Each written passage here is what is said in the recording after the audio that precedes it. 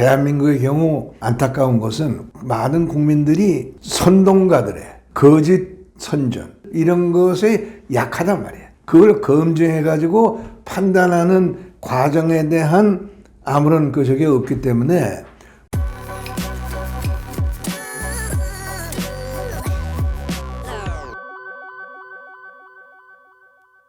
생생현대사 시청자 여러분 안녕하십니까. 남북대화의 산증인 이동복 선생님 모셨습니다. 안녕하십니까. 네, 안녕하세요. 오랜만입니다. 선생님께서 최근에 저에게 그 월남전에 관한 숱한 오해가 있어서 네. 그 점을 좀 꼭 얘기했으면 좋겠다고 하셨습니다. 네. 어떤 점인가요? 그게 이제 우리가 지금 나라가 굉장히 어려움에 처해 있죠. 요즘 이제 흔히 젊은 사람들 가운데서 아주 자조적이고 자학적인 그런 이 말들이 오간다는 얘기를 듣습니다. 가령 무슨 헬조선이니 또는 뭐 대한민국이 태어나서는 안 될 나라가 태어났다느니 뭐 이런 식의 자조적인 얘기들이 오갈 정도로 말하자면 그 정서가 황폐해 있고 뭐 이런 또 이제 거기에 따라서 물질적인 차원에서의 여러 가지 경제도 어려움을 많이 겪고 있고 이제 이런 상황을 이제 우리가 보는데 저는 이런 상황과 관련해서 우리가 생각해야 될 점이 우리가 그 과거를 제대로 평가하고 과거를 제대로 이해하고 그런 바탕 위에서 현재를 요리하고 미래에 대비하느냐 하는 차원에 많은 문제가 있는 것 같아요. 또 여기에서 우리가 문제를 잘못 다루기 때문에 미래에 대한 불확실성이 생기고 그것이 가중돼서 여러 가지 위기 상황으로 이렇게 되는 것이 아닌가 이런 느낌을 느끼는데 그 중에 몇 가지 아주 마음에 걸리는 게 있어요. 그 중에 하나가 월남전에 국군을 파병한 문제에 대한 우리 국민적 차원에서의 이해예요. 지금도 사실 그 월남전 국군 파병 문제에 대해서 일반적으로 국민들은 덤덤하죠. 이 국군의 월남 파병이 우리나라 역사에 우리나라 또 현대사 근대화에 어떤 역할을 했는지에 대해서 진지하게 심각하게 생각하는 분위기가 없어요. 그런데 이 사실 여기 문제가 있는 것이 월남전에 국군이 파병되지 않았으면은 사실 오늘의 대한민국은 있을 수가 없었습니다. 왜냐하면은 이제 이 박정희 장군을 정점으로 하는 군부 세력이 1961년에 5.16 군사혁명을 일으켰죠. 그리고 62년부터 제1차 경제개발 5개년 계획을 추진하기 시작합니다.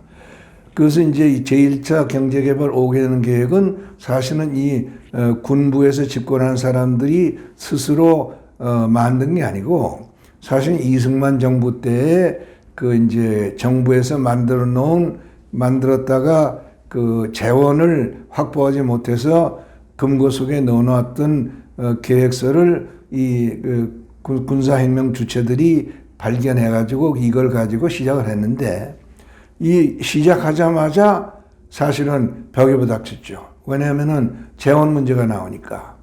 그래서 이제 이 사람들이 그 재원 마련을 위해서 두 가지의 우선 이제 시도한 것이 한일 국교 정상화입니다.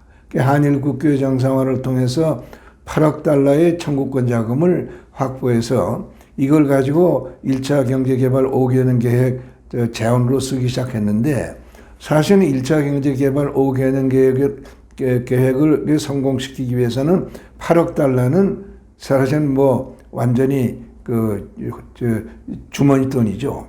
또 이 경제개발 5개년 계획이라는 것은 그 경제개발 계획을 추진하는 과정에서 자꾸 이 자금이 회전이 돼가지고 새로운 자금이 자꾸 생겨나야만 그 계획이 확대 발전돼 나갈 수 있는 건데 그런 말이 전혀 없단 말이죠. 그런 상태일 때에 그야말로 우리한테 어떤 기회가 왔느냐면은 1964년에 이제 미국의 존 케네디 대통령이 이 사람이 젊은 대통령이니까 많이 이상주의에 치우친 점이 있어가지고 사실은 미국의 국론이 충분히 성숙이 되지 않은 상황에서 월남전에 참전이 시작됐단 말이에요. 그래서 참전하자마자 보니까 이건 완전히 그 밑빠진 독에 물 붓기가 되기 시작했단 말이에요. 그러다가 64년에 그 이제 케네디가 암살되잖아요. 암살되고 나서 그 이제 그 린든 존슨 부통령이 대통령이 됐는데 이 존슨 대통령으로서는 월남전이 그야말로 어찌할지 모르는 그런 아주 이상한 그 국면이 자꾸 이제 되니까 쩔쩔매고 있었죠. 그런 때 이것을 본 한국의 박정희 대통령이 기회다 이래가지고 그 워싱턴에 가서 존슨 대통령을 만나서 미국이 요청도 안 했는데 한국이 2개 전투사단을 월남전에 파병시킬 수 있다라고 제안을 한단 말이에요. 존슨으로서는 그야말로 이 저승에서 그야말로 그 사자를 만난 격이 돼가지고 그때부터 이제 그 한미 간에 현안이 돼 있던 것이 있어요. 그건 뭐냐면은 1964년에 이동병원 부대를 보내고 그러면서 한미 간에 한국이 요청했던 반대급부에 해당하는 여러 가지 그 경제적 조치들이 있는데 미국이 약속은 했지만은 이행이 안 되고 있었단 말이에요. 그래서 이제 실무적으로 그 존슨 박 회담에서 얘기된 전투사단 파병 문제를 그 실현시키기 위한 여러 가지 조치를 논의하는 과정에서 한국시에서 그 조치 후 파병을 이제 원칙으로 내가지고 처음에는 미국이 그에 대해서 조금 실무적으로 소극적으로 임했지만은 65년에 그 이제 통킹망 사건이 일어나고 아주 미국 조야에서 여기에 대한 엄청난 그 반응이 생기니까 존슨 대통령이 험프리 부통령을 한국에 보내가지고 한국이 원하는 걸 다 들어주겠다 해가지고 이제 맹호 그 청룡부대 파병이 이루어지거든요. 고전에 미국은 선파병 후 조치 그 선파병 후 조치를 주장하다가 그걸 거둬들였죠. 그러고 존슨 대통령이 브라운 그 주한 대사한테 그 한국 정부하고 접촉해서 패키지를 만들어라. 그래서 66년 8월에 브라운 주한미 대사하고 이동훈 외무장관이 서명한 브라운 메모란덤이 생겨나요. 이 브라운 메모란덤을 한국의 현대사에 관심 있는 사람들은 반드시 이 브라운 메모란덤 내용을 숙지해야 됩니다. 브라운 각서 내용. 네. 그 브라운 각서의 내용을 보면은 거기서 이제 한미 관계에서 과거에는 상상할 수 없었던 변화가 생기기 시작하죠. 우선 미국이 그동안 한국에 대해서 제공하지 않았던 퍼블릭 론, 공공차관을 제공하기로 했고, 그 다음에 기술 이전을 하기로 했고, 그 다음에 이제 월남에 파병하는 2개 사단에 소요되는 모든 장비는 미국이 공급하고, 그 대신 한국의 그 빈 공간을 메울 2개 플러스 사단에 한국군을 창설하는 모든 장비를 미국이 제공하고, 그리고 또 그 월남에 참전하는 한국군 장병들의 수당, 전사 수당 이런 것도 상당히 높여서 이제 제공하고, 그리고 제일 중요한 게 미국 시장을 한국에 개방한 거예요. 그동안은 미국 시장을 개방하지 않았는데 개방했고, 그리고 월남의 여러 가지 경제 건설 사업에 한국 기업이 미국 기업과 경쟁력만 있으면은 미국 기업과 동등한 자격으로 참여하게, 이런 등등의 합의를 담았어요.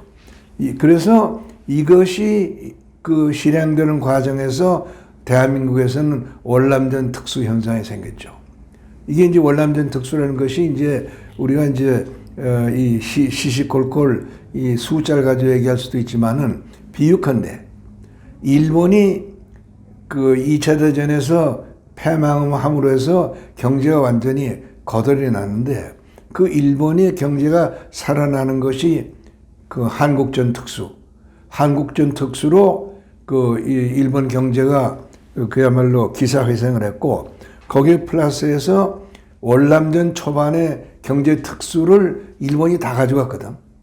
그래서 일본의 오늘을 있게 만든 이 경제 부흥의 그 계기가 거기서 마련됐는데 우리가 그 브라운 각서를 토대로 해서 그걸 계승하는 그런 결과가 돼서 사실 월남전이 1962년부터 64년부터 72년까지 계속되는 동안에 한국의 그 이 GNP 개인당 GNP가 100불 미만에서 300불 가까이로 거의 3배로 증가했고 그 3배로 증가한 상태에서 그 이 한국이 기술 습득이 진행됐고 또 시장 개척에 대한 노하우가 생기고 또 이제 그 이제 맨파워가 그 이제 양성이 되니까 월남전에 이어서 바로 국내로 돌아온 게 아니라 중동으로 진출하는 토대가 마련돼서 바로 그 한국 그 경제의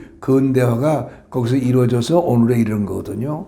이것을 이해하는 역사적 안목이 우리 국민들, 특히 그 젊은 세대의 국민들이 생겨야 미래를 설계하는데 참고가 되는 그 과거와 현재에 대한 이해가 생기기 때문에 이 문제를 좀 관심을 가지고 우리 기성세대는 우리가 복습을 해서 이걸 자라나는 젊은 어린 세대에게 관심을 북돋우게 하는 어떤 계기와 조건을 마련하고 또 어린 세대들이 이 문제를 이해하도록 해야 되겠는데 지금 우리 현대사는 완전히 현대사 지우기 캠페인의 결과로 이런 것이 전혀 기록이 안 되잖아요.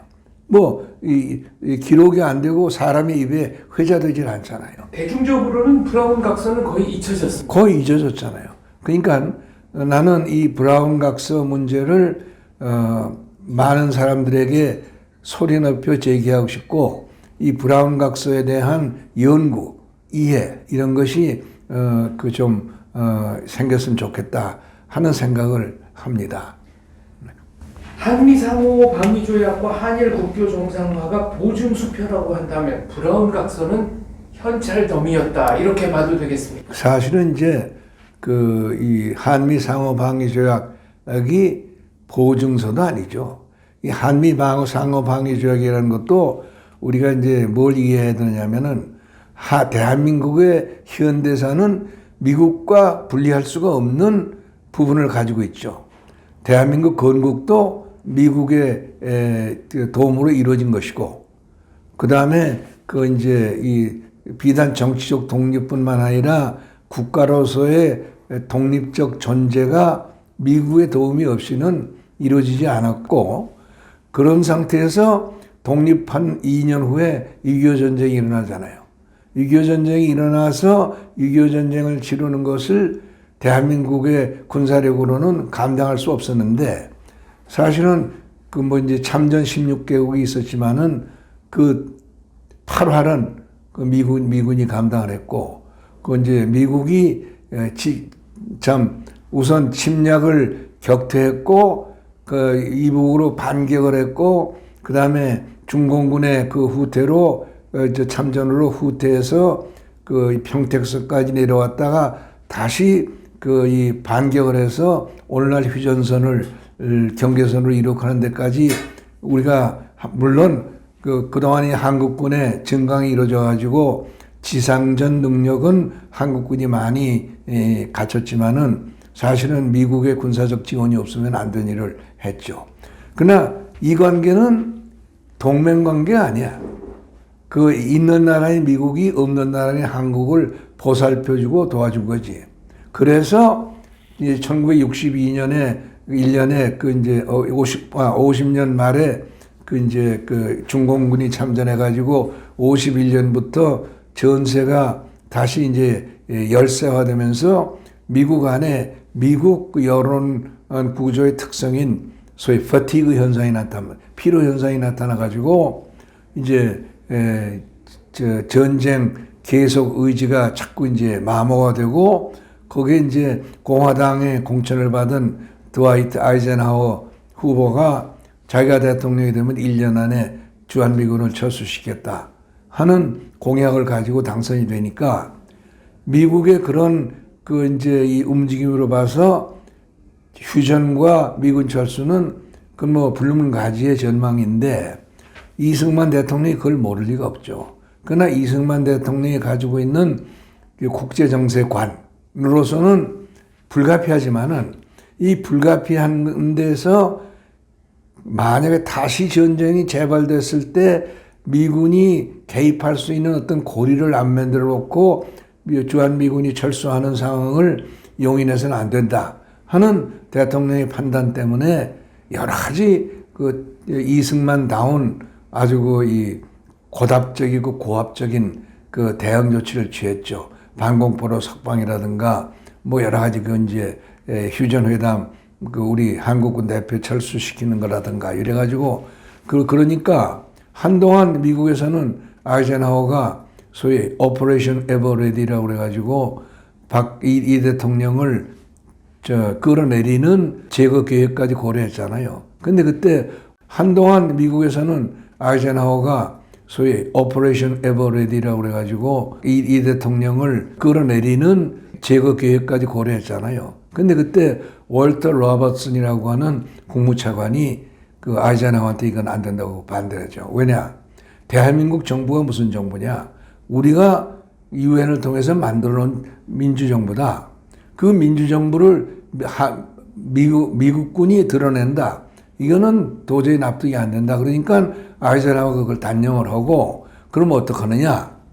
이 대통령의 속마음을 읽어서 그 속마음을 그 응해주는 것이 유일한 방법이다. 뭐냐? 한미상호방위조약이다. 그래서 한미상호방위조약을 그 이제 53년 12월에 체결하잖아요. 그런데 그 한미상호방위조약은 내용은 엉터리야. 만약에 그는 상호가 아니라 한국이 침략을 다시 받았을 때, 당했을 때 그것도 미 의회가 오케이를 해야 미군이 참전하도록 하는 자물쇠가 겹겹이 물려있는 조약이란 말이에요. 그러니까 이 대통령이 그거 가지고는 안 되겠으니까 굉장히 틀죠.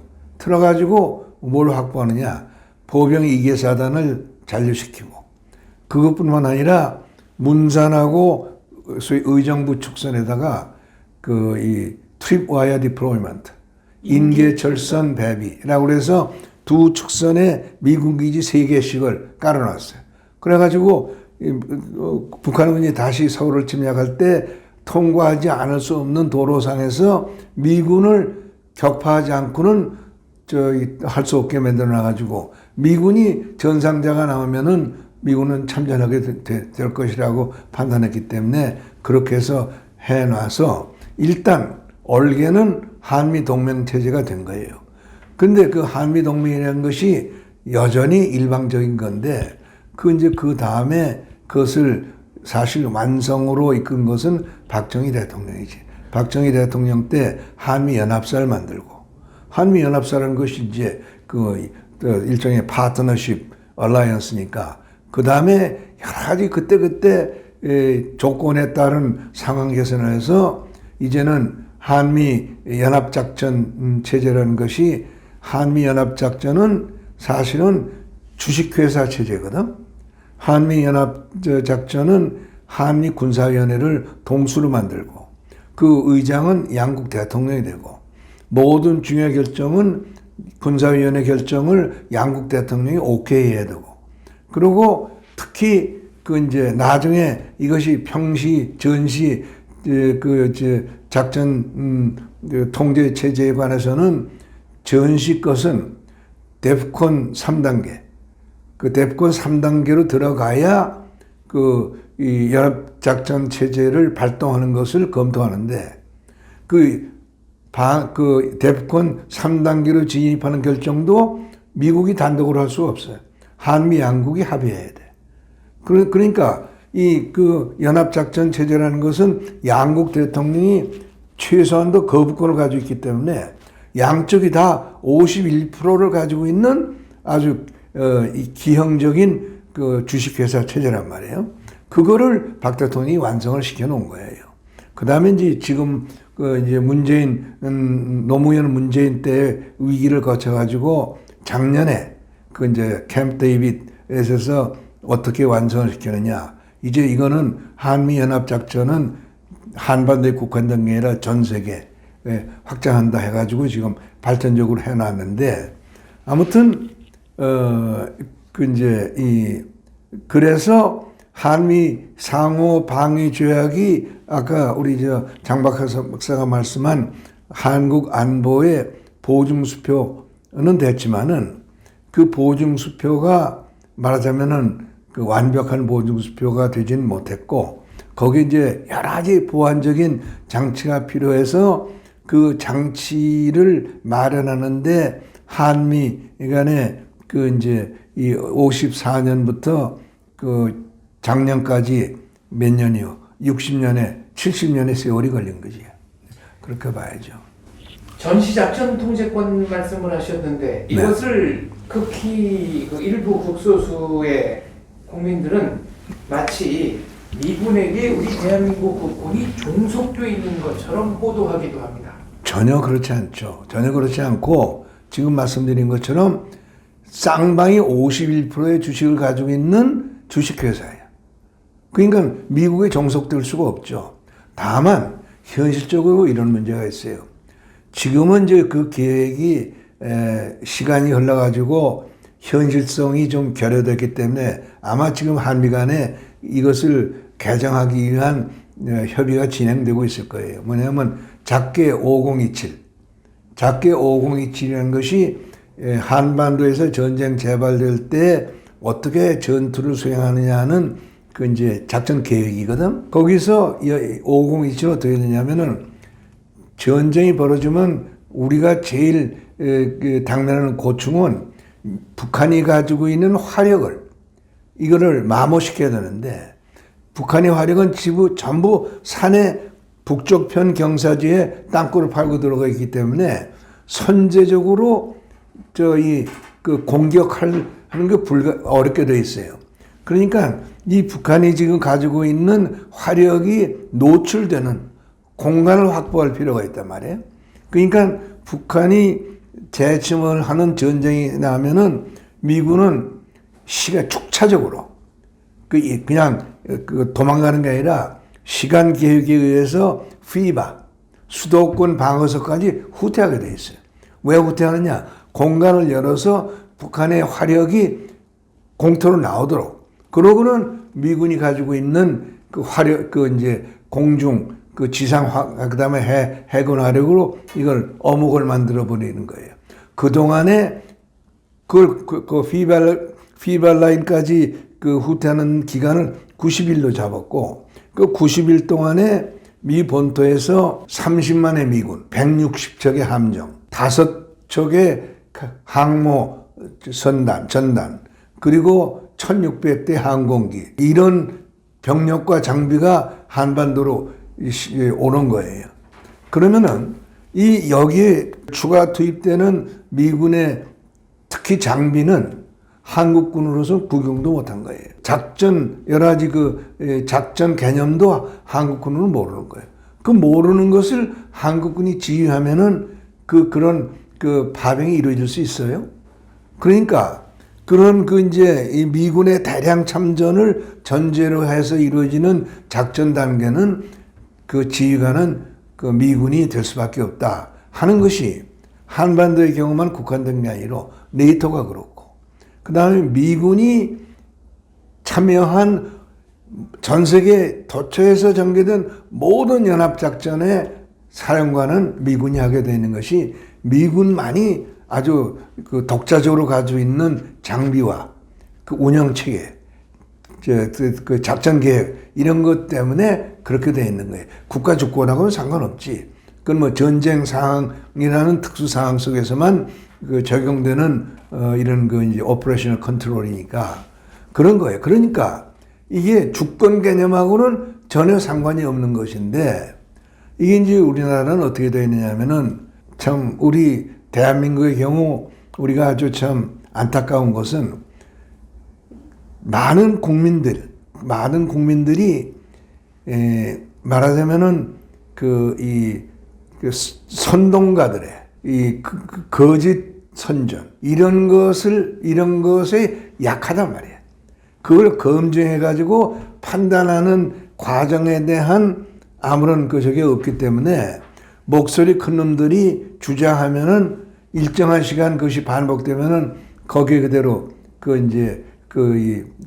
따라가는 그런 정치 문화가 형성돼 있고 바로 이것을 이용해서 공산주의자들이 아주 장기로 삼는 선전선동 이런 것을 가지고 이 좌파 세력과 야당 세력이 이 작전 지휘권 문제를 가지고 주장을 하는데 우리 건국 이후 70여 년사를 보면은 정권을 장악했던 우파 정권이 이 선전선동이라는 쪽을 아주 경시해 가지고 전혀 적절한 대응을 못해서 그 마당을 완전히 좌익 세력의 전관 수역으로 남겨져 버렸어요. 그런 결과가 어떻게 되느냐? 현대사가 아주 그냥 총체적으로 왜곡이 되어 버렸어요. 예컨대 지금 아시는 것처럼 여수 순천 사건, 심지어 4.3 사건 이런 것이 민주화 투쟁이 됐고 또 이제 곧 대구 11 폭동도 민주화 투쟁이 될지 말지 이런 거 아니에요? 그리고 제가 4.3에 관해서 방송을 했더니 어떤 시청자분께서 댓글 달아주시기를 좌 성향 국민들의 논리대로라면 그럼 6.25 남침도 민주화 운동 그렇게 안 된다는 보장이 없죠. 지금 6.25 문제에 대해서 6.25 우리 이제 참전 희생자들에 대한 소위 보훈 차원의 이것이 점점 약해지고 사실은 6.25 때 인민 시체를 찾아서 지금 뭘 해주고 하는 일이 벌어지고 있잖아요. 조금 더 움직이게 가면은 북한이 말하는 조국 해방 전쟁으로 6.25 전쟁이 탈바꿈하지 않는다는 보장이 없죠. 그리고 사실은 그 현상이 어디에 나타나고 있느냐 하면은 우리 천안에 독립기념관을 가보고 과문에 역사박물관을 가보면은 이게 대한민국의 현대사가 완전히 왜곡되어 있잖아요. 이런 상황이 지금 전개가 되고 있단 말이에요. 이제 그래서 우리 국민들 가운데서 전시작전권에 대해서 굉장히 오해가 있어요. 오해가 아주 깊어져 있기 때문에 정부와 또 사실 여당 구실을 하는 여당이 있다면은 어떻게 해서든지 이 현대사의 이런 중요한 이슈에 대해서 올바른 인식을 일반 국민들이 갖도록 하는 홍보 활동을 여러 가지로 연구하고 전개하는 해야 되는데 이 부분이 아주 지금 취약하단 말이에요. 예. 전시 작전 통제권에 관해서 말씀드리자면 아까 이제 51% 네. 미국, 한국과 네. 미국이 공이 51%씩 가지고 있는 기형적 주식회사 구조라고 말씀하셨는데 네. 이 얘기는 만약 대한민국 정부가 미국의 도움 필요 없다라고 한다면 얼마든지 독자적 결정에 의해서 독자적 군사 작전을 펼 수 있다는 얘기 아니겠습니까? 아니죠. 그거는 전시작전 통제권 체제가 없어지면 그게 가능하지만은 전시작전 통제권 체제가 살아있는 동안에는 51% 대 51% 간의 합의가 필요하지. 제가 말씀드리는 것은 이제 전시라는 것을 규정하기 위해서는 양국 국방부 장관, 양국 의회, 양국 대통령의 그 승인을 거친 뒤에 이제 전시가 발동이 되는데 네. 그런 절차를 밟지 않고 우리가 그러니까 미국 쪽에 이건 전쟁 상황이다라는 요청을 하지 않고 독자적으로 얼마든지 수행. 아니요, 그건요 이렇게 돼 있을 겁니다. 작게 5027에도 내가 모르지만 그런 부분이 있을 거예요. 전시 상황이 벌어진단 말이야. 북한이 지금 재침을 했단 말이야. 그래가지고 그 실제로 상당히 움직이고 있다. 그러면은 지금 데프콘 3단계로 가는 절차가 있잖아요. 아까 이제 그 데프콘 3단계로 가는 절차에 의회를 개입하는 거는 그건 아니야. 지금은 이제 연합사령부의 군사위원회에서 그 데프콘 3를 의결해서 양국 대통령한테 건의하면 양국 대통령이 각자 헌법 절차에 따라서 그걸 결정할 텐데 미국은 그 문제에 대해서 좀 애매해요. 왜냐하면 의회에 전쟁 선포권이 의회에 얼마가 있는지 하는 것에 대해서 정치적 논쟁이 아직도 이제 해소가 안 됐기 때문에. 그러나 그 일정한 이제 데프콘 3로 들어가는 문제가 결정되는 까지는 하루가 걸릴 수도 있고 일주일이 걸릴 수도 있고 뭐 경우에 따라서 보름이 걸릴 수도 있지만은 그동안은 이제 한국군이 독자적으로 움직일 수밖에 없죠. 왜냐하면은 연합사령관이 통제권을 행사를 못하니까 아마 실질적으로는 연합사령부가 작동을 하는지는 몰라도 작전은 한국군이 독자적으로 수행을 하게 되겠죠. 이번에 이스라엘 하마스 전쟁을 보면 하마스 측의 기습 폭격을 네. 이스라엘이 첨단 기기로 100% 막아낸다는 것은 네. 이것은 불가능한 일이라는 게 실증이 됐습니다. 그래서 한미 연합 작전 계획도 5027이 있고 5029가 있고 5030이 있고 그래서 그런 몇 가지 특례적인 경우에 대비한 계획이 별도로 구성되어 있어요. 그것이 작게 5027과 마찬가지로 한미 동맹 체제의 내면적인 변화에 부응하도록 그때그때 이제 수정이 안 돼 있어서 아마 지금도 수정이 되고 있겠지만은 지금 이제 이번에 이스라엘 사태와 같은 사태에 대해서는 어떻게 대처하느냐 하는 것이 아마 지금 있을 거예요. 그래서 지금 이제 공식적인 문서가 나와 있지는 않지만은 언론에서는 그런 소위 선제 공격에 대한 논란이 끊임없이 있잖아요. 가령 북한이 핵무기를 가지고 이 미국이나 남한에 대해서 공격할 징후가 있다. 그러면은 한미 양국군은 즉각 선제 소위 프리엠티브 스트라이크 권을 발동한다. 그런 지금 계획이 있을 거예요. 브라운 각서 말씀을 하셨는데 네. 언젠가 선생님이 쓰신 논문에 보면 네. 브라운 각서는 트립 와이어, 네. 인계 철선 문제를 확실하게 우리 측에 유리하게 못 박은 문서. 그렇습니다. 그렇죠. 하셨습니다. 그렇죠. 트립 와이어라는 것이 아까 얘기한 것처럼 이 대통령이 그렇게 노력해도 아이젠하워가 문서상으로는 그걸 안 하려고 그러니까 결국 이제 이 대통령이 한국군 군 지휘부의 건의를 받아들여서 소위 인계철선 배비로 땜질했단 말이에요. 근데 인계철선 땜질은 그것대로 위험이 있는 게 만약에 북한군이 우회가 가능할지는 모르지만 우회해서 지나오면 어떻게 되느냐. 또 북한군이 미군 기지를 덮쳤는데 미군이 허약해져 가지고 워싱턴이 대응을 안 할 경우에 어떻게 되느냐. 예컨대 푀블로 사건 같은 것은 사실은 인계철선에 해당되거든. 근데 미국이 거기에 대해서 대응을 안 했잖아요. 대응을 못했죠. 못했지. 그래서 그때 응징 보복을 해야 되는데 그걸 못했잖아요. 네. 이제 그러니까 군함이 납치당하는 지점까지 갔는데 글쎄 대응을 못했잖아요. 그런 사태가 나오는 어떻게 하느냐 하는 걸 가지고 한미 이제 매년 하는 연합작전 회의 장관급 회의에서 늘 매년 그게 이슈가 됐어요. 그때마다 적당한 문자로 땜질해야지. 그 땜질했던 것을 그래도 확실하게 문자로 박은 게 바로 브라운 각서죠. 브라운 각서가 그것도 아주 명문으로 그럴 경우에 이렇게 한다는 건 잘 밝히지 않았지만은 전체 문면으로 보면은 이 일조 유사시에는 이 한미 양군이 그 연합작전을 발동한다는 것을 그 명백히 했으니까 그 문서상으로 한미 상호방위조약의 그 취약점을 상당 부분 보완한 것이 브라운 각서다. 이렇게 이해를 할 수 있죠.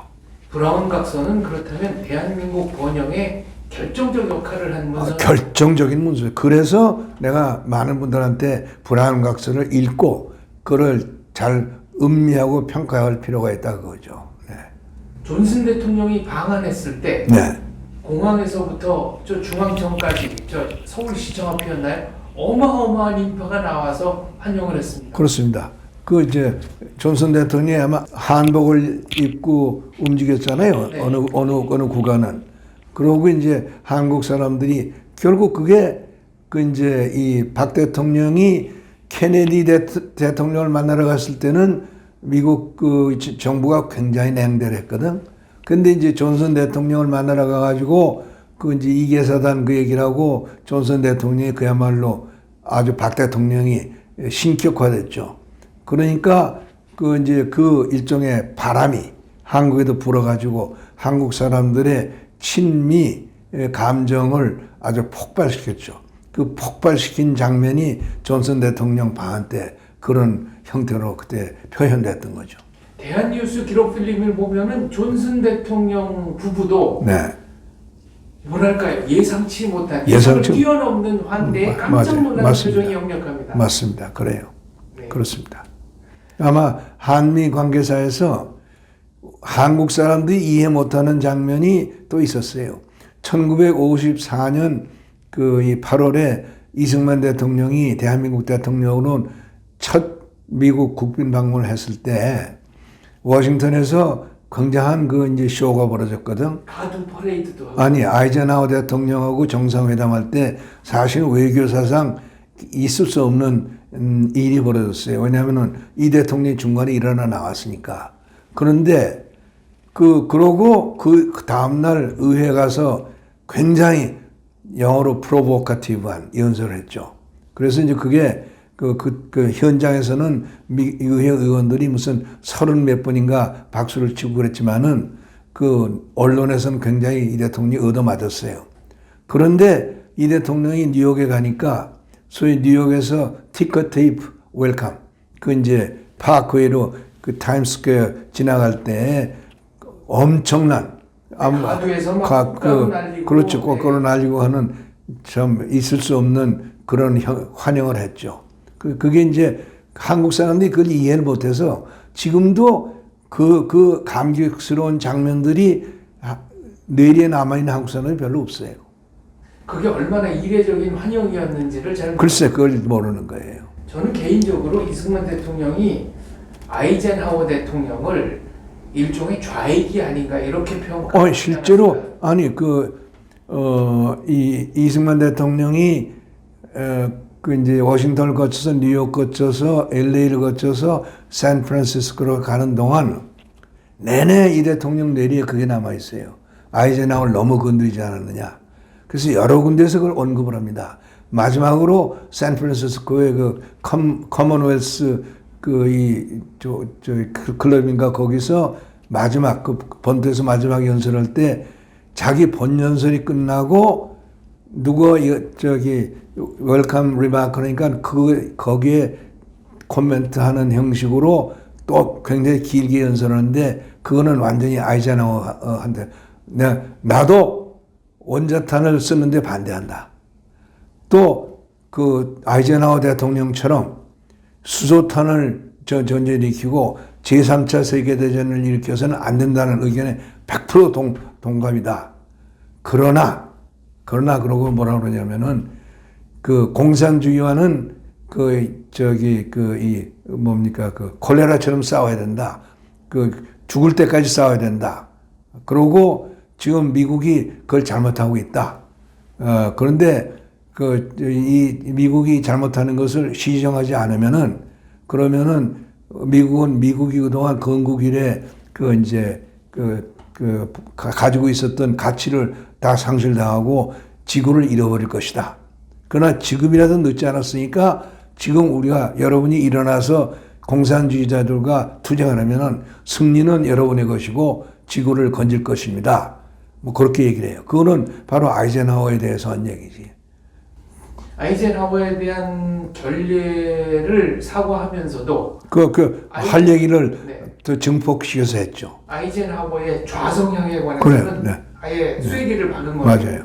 저는 이승만 대통령 방미 중에 가장 감동적이었던 부분이 그 트루만 대통령의 사저로 네. 찾아가서 맞아요. 네. 처음이자 마지막으로 두 분이 직접 대면한 일입니다. 이제 전에 얘기한 적이 있는지 모르겠는데 우리가 트루만 대통령을 평가를 다시 해야 돼요. 그 이제 우리가 이번에 7월 27일 날 그 다부동에다가 이승만, 트루만 동상을 세워놨는데 뭐 거기도 그 취지가 담겨 있어요. 트루만이라는 사람이 원래 정치적으로 큰 사람이 아니에요. 그 뭐 이제 고등학교 정도 나오고 그 지방 정치를 해가지고 겨우 미 하원 의원이 됐는데 그때 이제 프랭클린 루스벨트라는 사람이 굉장히 좌경적인 사람이에요. 그리고 이 사람이 친소적인 사람이고 그 볼셰비키 혁명에 대해서 환상적인 생각을 가지고 있는 사람이기 때문에 그걸 긍정적으로 보는 사람이에요. 그래가지고 그 이제 2차 대전 중에 소위 이제 그 뉴딜도 하고 소련하고 잘 지내잖아요. 그래가지고 사실 미국은 조지 워싱턴 때 재선 이상은 대통령 하지 않는다는 전통을 세워놨는데 그걸 헌법 조문에다 담지는 않았거든. 그래가지고 루스벨트가 3선을 하고 4선까지 합니다. 1944년에 4선에 당선됐는데 이 프랭클린 루스벨트는 5선도 생각이 있어서 자기한테 맞설 만한 사람을 부통령으로 지명하지 않고 트루만이라고는 시골 그 이제 무지렁이를 무명정객을 부통령으로 한 거예요. 근데 이 트루만은 기독교인이고 아주 원론적인 민주주의자야. 아주 반공주의자고. 그래가지고 루스벨트가 하는 게 마땅치 않은 거예요. 그러나 부통령이 뭐 힘이 있어요. 더군다나 그 강력한 그 프랭클린 루스벨트 아래서 그 트루만이 어떻게 무슨 말을 쓸 수 있어요. 그러니까 앙앙블락하고 있었는데 1945년 4월에 루스벨트가 덜컥 죽잖아요. 그러니까 대통령 해가지고 트루만은 반소 일변도로 나가죠. 그래가지고 그때는 공교롭게 처칠이 그 이제 45년 2월에 선거에서 져가지고 야로 나갔지만은 영국은 사실상 거국 내각 체제이기 때문에 그 트루만이 처칠하고 짝짝꿍이 돼가지고 소위 철의 장막도 치고 그 이제 그 냉전 체제를 구축하는데 아무튼 소련에 대해서 그런 저항심 때문에 38선도 건 거예요.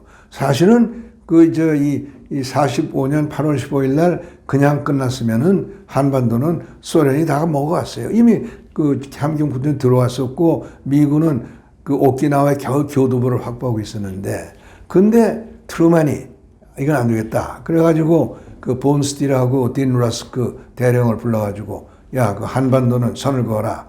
반드시 서울을 우리 편에 넣어라. 그랬더니 이 사람들이 38선을 해가지고 1945년 8월 15일 날 그 이제 메가더의 군사명령 1호에 그걸 넣고 그 다음에 트루만이 같은 날 전문을 스탈린한테 보내는 거예요. 그런데 우리가 이제 일반적으로 잘 모르는 게 있어요. 우리는 많은 사람들이 1945년 8월 15일 날 그 동경만에서 미소리 함상에서 일본이 미국한테 항복했다 그러는데 그게 아니야. 항복은 아마 9월 23일인가 그럴 거예요. 9월 3일인가. 그 이제 8월 15일 날은 일본 내각의 항복 그 선포를 한 날이지.